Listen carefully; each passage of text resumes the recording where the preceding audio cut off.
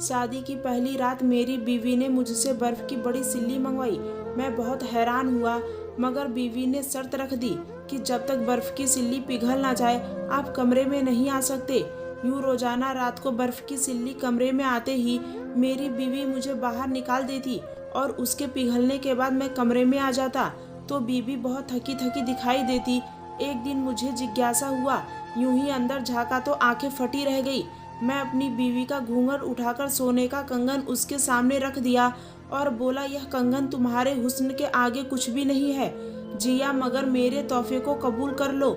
जिया ने अपनी झुकी हुई पलकें उठाकर कहा, कार्तिक, अगर आपसे मुंह दिखाई का तोहफा मैं खुद से मांग लूं तो क्या आप मुझे ला देंगे? मैं हंसकर बोला, क्यों नहीं जिया, आज तुम चांद तारों को भी कहो वह भी तोड़ लाऊंगा। मैं बड़े अच्छे मूड में था, इसलिए साराना किस्म की बातें कर रहा था।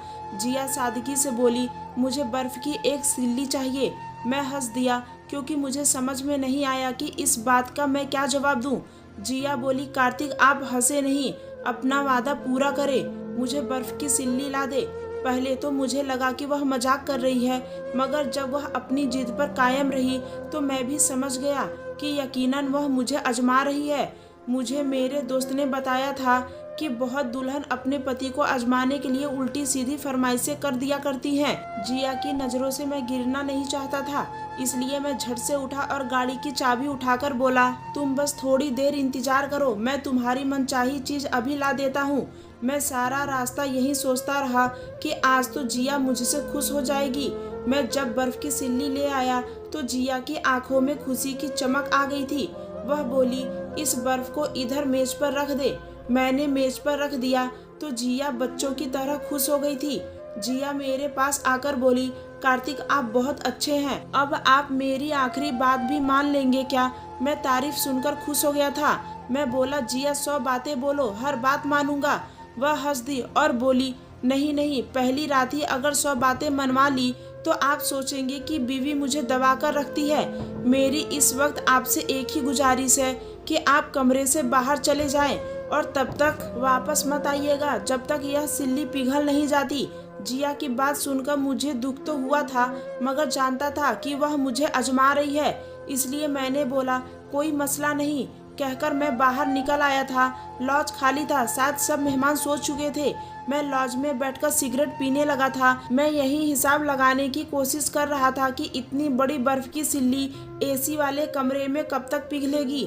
मैं सारे दिन का थका हुआ था, मुझे भी आराम की जरूरत थी, मगर मैं जिया की बात मानकर बाहर बैठा रहा, यहाँ तक कि मेरी कमर जवाब दे गई थी। अब तो मुझे गुस्सा आने लगा था। मैंने घड़ी की तरफ देखा तो सुबह के 4 बज रहे थे। मेरे होश उड़कर रह गया। तभी मेरे मोबाइल की घंटी बजी तो जिया का नंबर देखकर मैंने कॉल उठा ली। वह बोली, कार्तिक, आप रूम में आ जाएं, बर्फ पिघल गई है। मैं भी गुस्से से उठा और रूम की तरफ चल पड़ा। मैंने जिया की तरफ देखना भी गवारा नहीं किया और बाथरूम में घुसकर दूल्हे वाला कपड़ा बदलकर टी शर्ट पहनकर बाहर आ गया था। सामने ही जिया खड़ी थी, वह भी अपने कपड़े बदल चुकी थी। उसके चेहरे पर बहुत थकान नजर आ रही थी। मैं कुछ कहे बिना ही आगे बढ़ने लगा तो जिया ने मेरा हाथ थामकर मुझे रोक लिया और मेरे सामने आकर खड़ी हो गई। मैंने देखा कि उसकी आंखें भीग चुकी थी। वह बोली, कार्तिक, आपने मेरी बात मानकर मुझे अपना गुलाम बना लिया है। आप बहुत अच्छे पति हैं। मेरी दुआ है कि आप हमेशा ऐसे ही रहें। मैं अपनी तारीफ सुनकर खुश हो गया था। मैं बोला, जिया, अब तुम भी आराम कर लो, थकी हुई लग रही हो। उसने हाँ में सिर हिला दिया और सोने के लिए लेट गई थी। सुबह मेरे उठने से पहले ही जिया उठ चुकी थी। मैंने यहाँ वहाँ देखा तो वह नहीं थी। मैं समझ गया कि वह बाहर निकल गई होगी। मैं उठा और फ्रेश होकर बाहर आ गया था।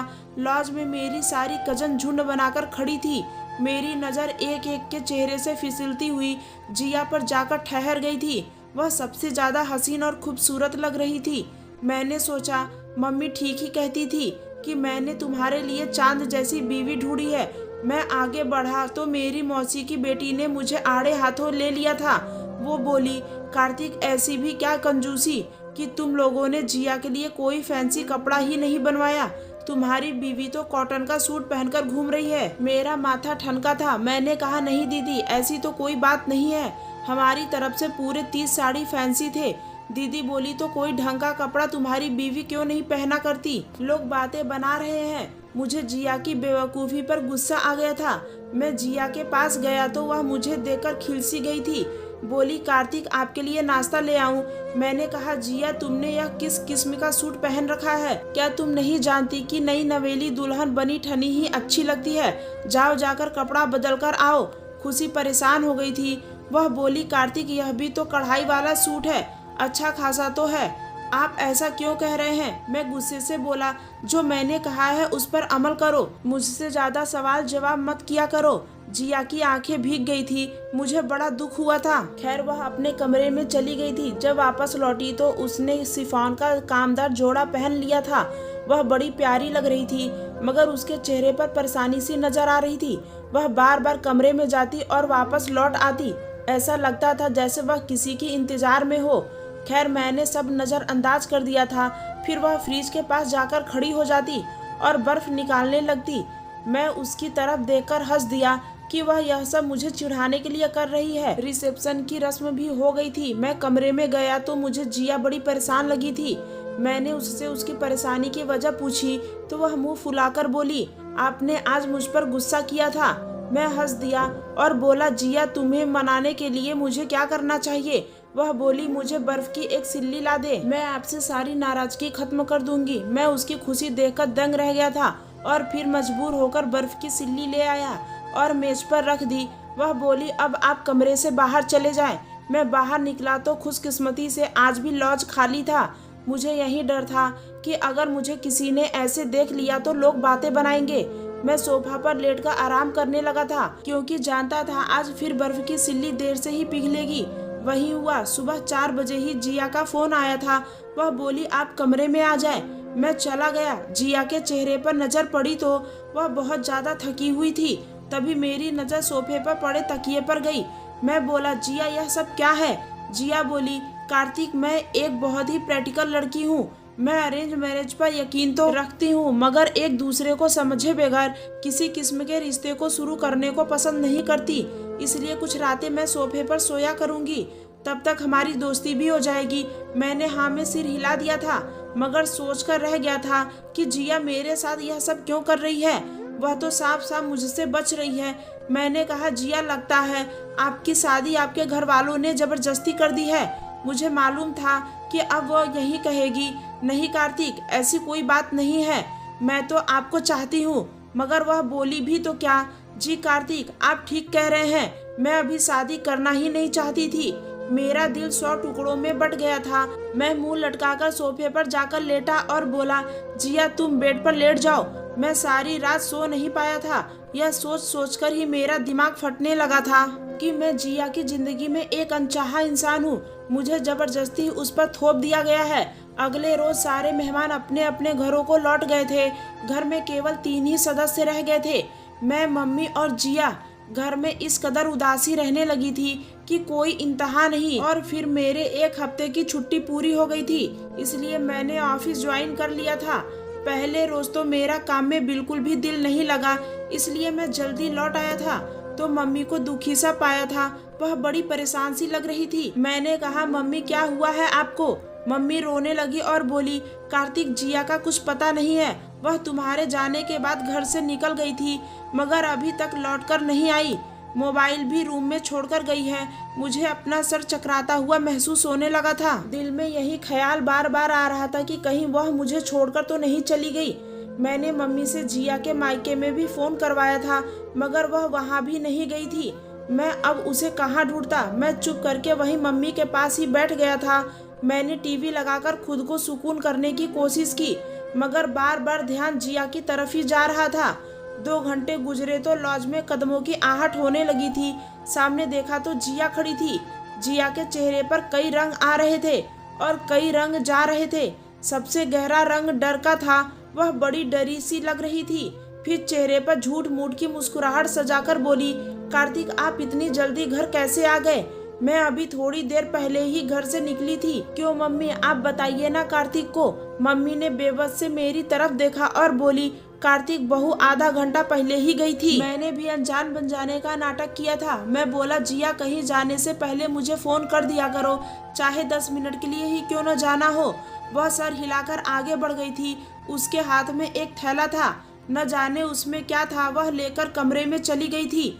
उसके जाने के बाद मैंने कहा, मम्मी जिया यह सब क्यों कह रही थी, क्या वह किसी और को पसंद करती है? मम्मी बोली, नहीं नहीं बेटा, ऐसी बात दिल में भी मत लाना। जिया का किरदार बिल्कुल पवित्र है। मैं मम्मी को यह सब तो नहीं बता सकता था कि जिया मुझे रात भर कमरे से बाहर रखती है, क्योंकि मैं ऐसा मर्द था ही नहीं। मुझे यह बिल्कुल भी पसंद नहीं था कि पति अपनी बीवी की बुराइयां करता फिरे। मैं उठकर अपने कमरे में जाने लगा तो मुझे जिया की आवाज सुनाई दी। वह कह रही थी, प्रशांत तुम्हें भगवान का वास्ता है, मेरा यह राज कार्तिक को मत बताना।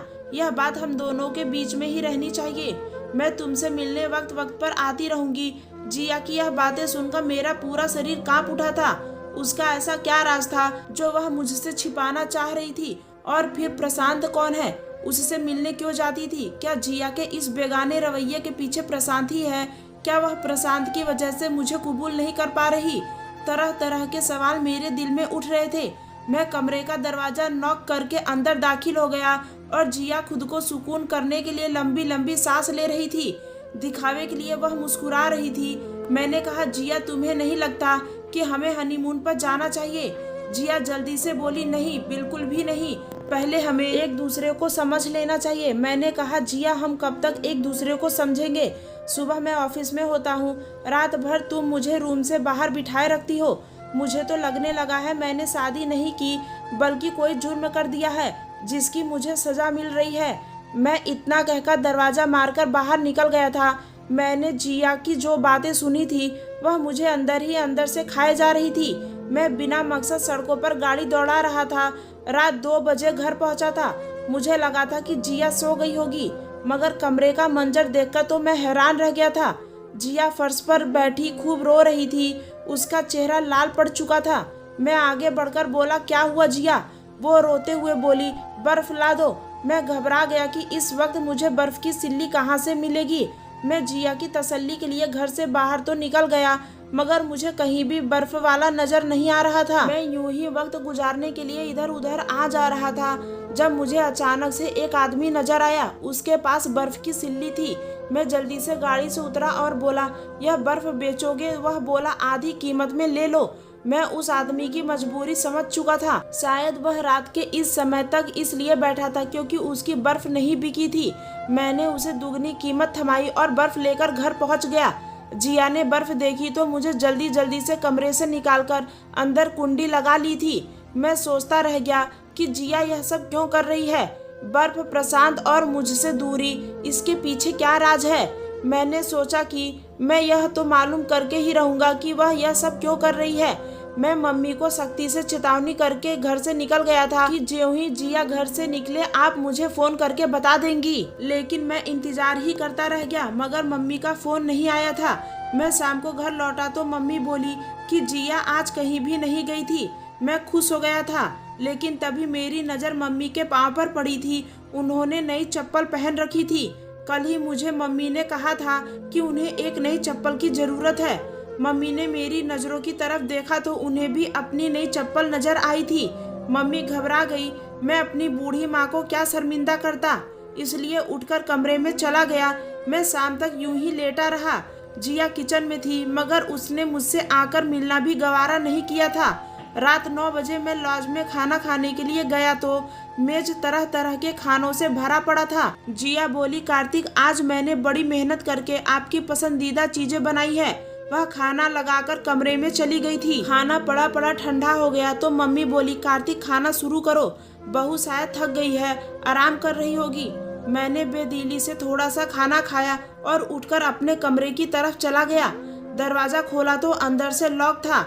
मेरा पारा हाई हो गया था। मैंने जोर जोर से दरवाजा खटखटाया, मगर फिर भी जिया ने 10 मिनट बाद ही कमरा खोला था। मैं गुस्से से बोला, जिया क्या खूब इत्तेफाक है, मैं रूम में होता हूँ तो तुम बाहर होती हो, मैं बाहर जाता हूँ तो तुम रूम में आ जाती हो। यह किस किस्म का खेल तुमने रचा रखा है? तुम सच क्यों नहीं बता देती?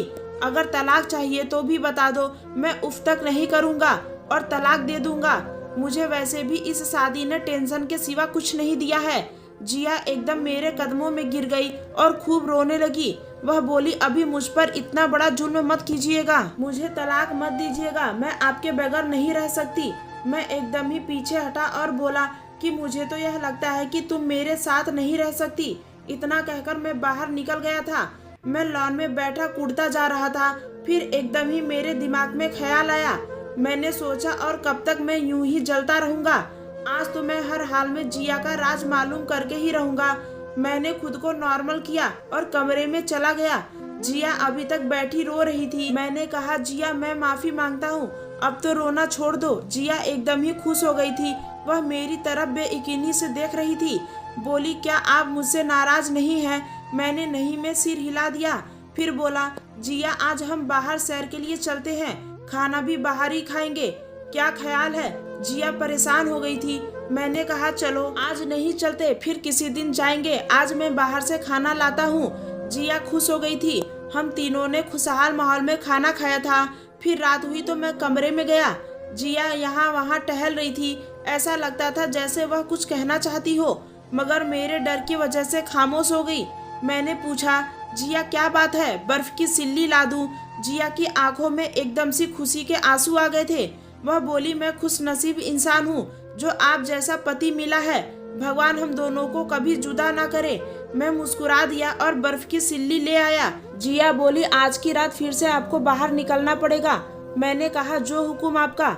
मैं मुस्कुराकर बाहर निकल आया था। अब यही सोच रहा था कि किस तरह जिया का राज मालूम करूं। फिर एकदम ही मेरे दिमाग में ख्याल आया। मुझे कमरे की खुफिया खिड़की का ख्याल आया। मैं उठकर जल्दी से घर की दूसरी साइड पर गया। मैंने धीरे से खिड़की को धक्का दिया तो वह खुलती चली गई। सामने का मंजर देखकर तो मेरी रूह फना हो गई थी। मेरी बीवी का चेहरा लाल पड़ा हुआ था और वह बर्फ की सिल्ली पर लेटी हुई थी।